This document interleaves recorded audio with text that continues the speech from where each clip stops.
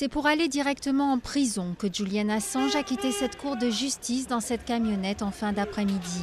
La justice britannique a refusé de le libérer sous caution. Il est officiellement en détention au moins jusqu'au 14 décembre prochain.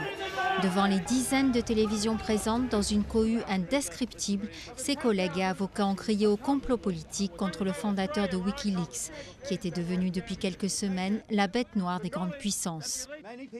Il y a beaucoup de gens qui pensent que M. Assange est innocent, moi y compris. Et beaucoup de gens pensent que tout ce qui se passe répond à des objectifs politiques. Je suis ici parce que je suis très énervé par ce qui se passe. Comment cet homme est poursuivi pour avoir révélé la vérité et nous avoir donné à nous, le public, la possibilité de connaître la vérité. Julian Assange, que l'on voit ici sur des images d'archives datant de la fin octobre, s'était lui-même livré quelques heures plus tôt à la police, qui l'a immédiatement arrêté en vertu d'un mandat européen lancé par la Suède. La Suède lui reproche des faits de viol et d'agression sexuelle qui auraient été commis lors d'un séjour dans le pays en août dernier. Stockholm réclame son extradition, mais Julian Assange a fait appel, une procédure qui pourrait prendre beaucoup de temps. Il y a des cas où cela prend des mois et des mois, y compris pour des mandats d'arrêt européens.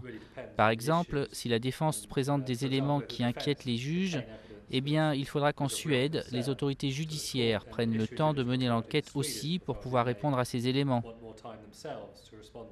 Affaire de mœurs ou complot politique contre un homme énigmatique qui devenait trop gênant pour nombre de gouvernements sur cette planète, la question est posée.